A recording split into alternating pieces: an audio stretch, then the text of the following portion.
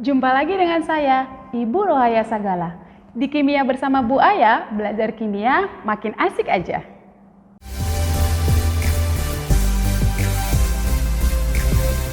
Dalam video kali ini, saya akan membahas topik kelas 12. Materi yang pertama yakni sifat koligatif larutan. Penasaran kan dengan sifat koligatif larutan dalam kehidupan sehari-hari? Yuk, mari simak penjelasannya.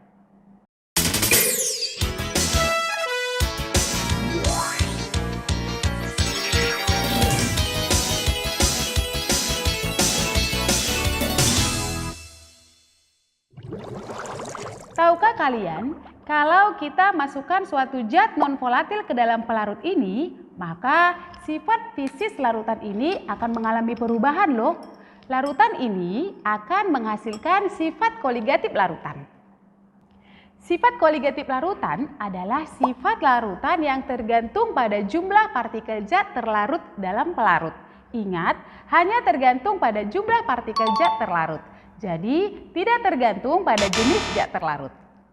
Misalkan, kita punya dua jenis zat yang berbeda. Sebut saja glukosa dan urea, yang akan kita larutkan ke dalam masing-masing pelarut A dan B. Walaupun jenis zat terlarutnya berbeda, namun dalam kedua larutan ini akan diperoleh sifat koligatif yang sama, selama jumlah partikel glukosa yang larut dalam gelas A sama dengan jumlah partikel urea yang larut dalam gelas B. Nah, sifat koligatif larutan itu sendiri ada 4 jenis, yaitu penurunan tekanan uap atau delta P, kenaikan titik didih atau delta Tb, penurunan titik beku atau delta Tf, dan yang terakhir adalah tekanan osmotik atau yang simbolnya Pi. Dalam pembelajaran kali ini, kita akan membahas tentang sifat koligatif yang pertama, penurunan tekanan uap. Tapi tetap ingat satu poin penting ini ya, bahwa sifat koligatif larutan hanya tergantung pada jumlah zat terlarut dan tidak peduli pada jenis zat terlarut. Kalian pasti pernah kan merebus air dalam panci yang tertutup saat api kompor masih menyala dan beberapa menit kemudian, tutup pancinya gerak-gerak gitu. Jangan bilang ini kondisi horor ya, atau malah berpikir kalau kimia bersama Bu Aya ada magic-magicnya. Semua orang tahu kalau dalam kondisi ini air sudah mendidih. Tapi apa iya harus gerak-gerak? Kenapa ya? Saat kita merebus air, air akan mengalami penguapan. Nah, pada saat air sudah mendidih, artinya tekanan uap dalam panci sudah lebih besar daripada tekanan uap di luar panci. Sehingga tekanan yang lebih kuat dalam panci berusaha menggerakkan tutup panci supaya tutup pancinya terbuka dan uap airnya bisa keluar dari dalam panci. Makanya tutup pancinya gerak-gerak. Seperti yang kalian ketahui, penguapan adalah proses perubahan wujud zat cair menjadi wujud gas. Cepat atau lambatnya proses penguapan zat cair dapat dipengaruhi oleh beberapa faktor. Contoh faktornya adalah suhu, yakni kalau suhu zat cair semakin tinggi, maka proses penguapan akan semakin cepat. Faktor lainnya adalah penambahan suatu zat terlarut ke dalam zat cair yang bisa memperlambat proses penguapan. Artinya, kalau kita tambahkan suatu zat non-volatil ke dalam panci ini, maka air dalam panci ini akan membutuhkan waktu yang lebih lama lagi untuk mendidih. Kenapa bisa begitu?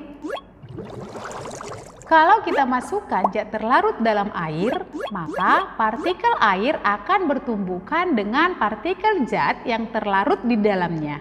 Sehingga permukaan larutan menghalangi partikel air dalam proses penguapan. Jadi, jumlah uap air di atas permukaan air akan berkurang. Makanya tekanan uapnya menurun. Jadi deh disebut penurunan tekanan uap. Definisi penurunan tekanan uap atau delta P adalah berkurangnya tekanan uap pelarut murni karena pengaruh penambahan zat terlarut non-volatil. Penurunan tekanan uap ditentukan oleh selisih tekanan uap murni dengan tekanan uap larutan. Semakin banyak zat yang terlarut di dalamnya, maka semakin rendah tekanan uap larutannya. Ilmuwan yang berhasil mempelajari tentang tekanan uap ini adalah Francois Marie van Rood. Hasil penelitiannya, Rood menyatakan bahwa besarnya tekanan uap larutan dipengaruhi oleh tekanan uap pelarut murni dan fraksi mol zat pelarut dalam larutan. Secara matematis, ditulis dengan rumus P sama dengan P0 kali X pelarut. P adalah tekanan uap larutan, P0 adalah tekanan uap pelarut murni, dan X pelarut adalah fraksi mol pelarut. Nah, dalam sifat koligatif larutan ini, yang kita bahas tadi kan penurunan tekanan uap atau delta P, yakni selisih antara tekanan uap pelarut murni atau P0 dengan tekanan uap larutan atau P. Dapat ditulis menjadi delta P sama dengan P0 kurang P. Dalam hukum Rood tadi dinyatakan kalau P itu sama dengan P0 kali X pelarut. Sehingga persamaannya bisa kita uraikan menjadi delta P sama dengan P0 kurang P0 kali X pelarut.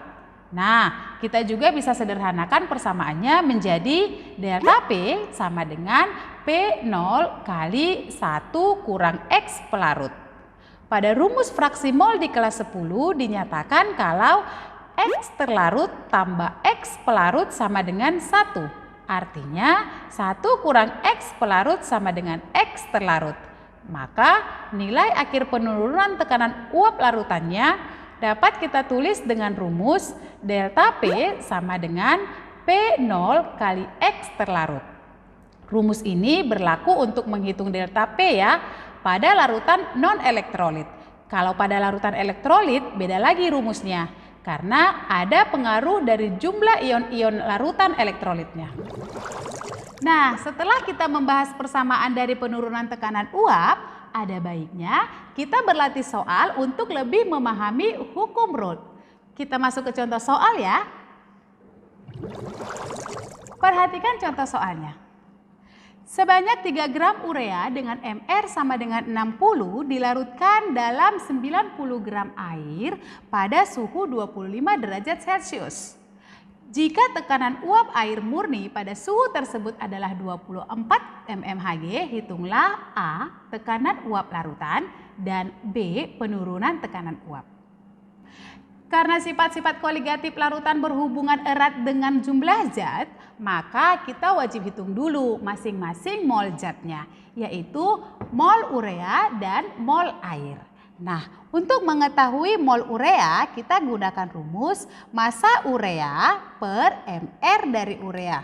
Nah, kita hitung 3 per 60 sama dengan 0,05 mol urea.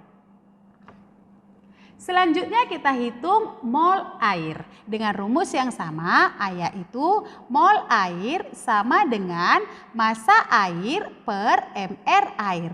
Walaupun di dalam soal tidak diketahui MR air, maka wajib kita ketahui MR air selalu 18. Maka kita peroleh 90 per 18 sama dengan 5 mol air. Jadi mol urea 0,05, mol air sama dengan 5.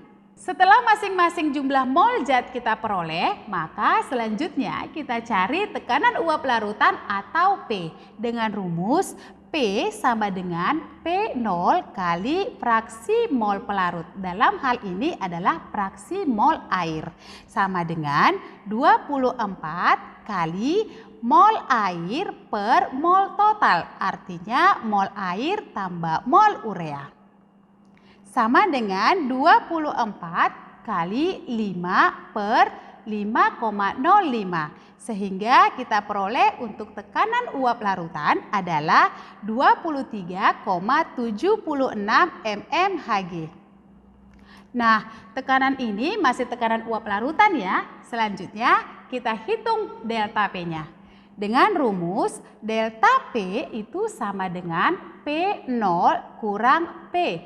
Maka kita peroleh 24 kurang 23,76 sama dengan 0,24 mmHg. Jadi penurunannya adalah 0,24 mmHg. Gampang kan? Selanjutnya kamu buka Google Classroom ya dan kerjakan soal latihan yang sudah saya sediakan terkait tentang penurunan tekanan uap. Kalau masih ada yang ingin kamu pertanyakan, kamu boleh ajukan pertanyaan di kolom diskusi. Nah, kita udah bahas tuntas tentang penurunan tekanan uap pada sifat koligatif larutan. Untuk video pembelajaran kimia lainnya, kalian boleh cek di channel saya, Kimia Bersama Bu Aya. Jangan lupa like dan juga subscribe. Terima kasih dan sampai jumpa.